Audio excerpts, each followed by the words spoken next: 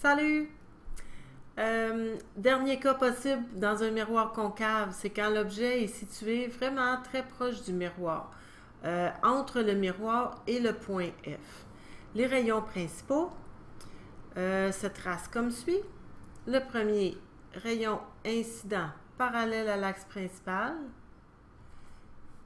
Parallèle à l'axe, j'ai dit.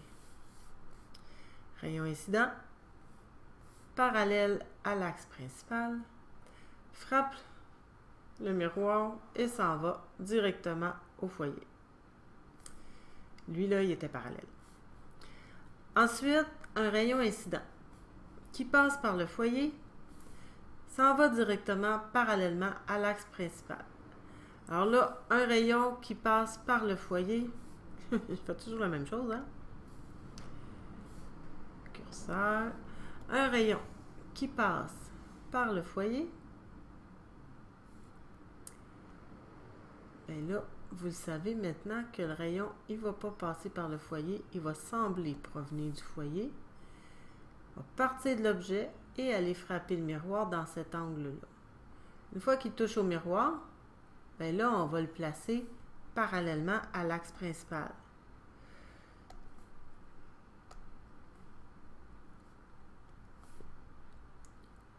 Parallèlement à l'axe principal. Est-ce que ces rayons-là vont se croiser?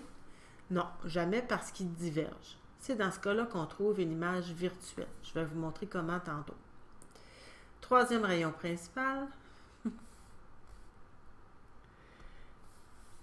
Troisième rayon principal, c'est quand le rayon passe par le centre de courbure. Par le centre de courbure, on aligne le point et le haut de l'objet, puis on trace un rayon incident, pas qui s'en va vers le centre de courbure, mais bien vers le miroir. Une fois qu'il touche au miroir, on sait que ce rayon-là s'en retourne en passant par le foyer. Alors, rayon incident.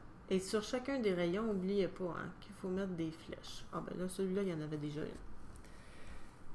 Quand nos rayons réfléchis, là, j'identifie les rayons réfléchis, celui-ci, celui-ci et celui-ci. Ils ne se croiseront jamais. Comment faire pour localiser l'image? Bien, on y va avec un pointillé. Un pointillé? Ouais, comme ça. Un pointillé du côté. Oh, ça fait pas une ligne droite, ça. Un pointillé du côté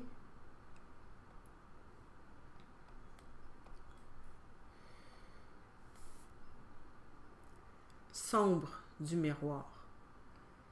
Je les poursuis en ligne droite et je me rends compte que ces trois rayons-là, quand ils sont poursuivis, se croisent dans un point commun. Ça, quand je parlais des vrais rayons lumineux qui se croisent pour vrai, c'est quand la lumière se croisait. Quand elle convergeait, elle se croisait pour former une image réelle. Maintenant, les rayons réels, ils divergent. Quand les rayons divergent, ils ne peuvent pas se croiser, donc on ne peut pas trouver une image réelle. Quand il faut faire des prolongements de rayons lumineux pour localiser le point de rencontre, on a affaire à une image virtuelle. Et dans ce cas-là, l'image virtuelle est là. Quand elle est au-dessus de l'axe principal, bien, on parle d'une image virtuelle droite et toujours plus grande que l'objet. Alors, quand un miroir a une courbure concave, il est grossissant. Et il se retrouve du côté sombre du miroir. Il n'y a pas de lumière là, c'est pour ça qu'on parle d'une image virtuelle.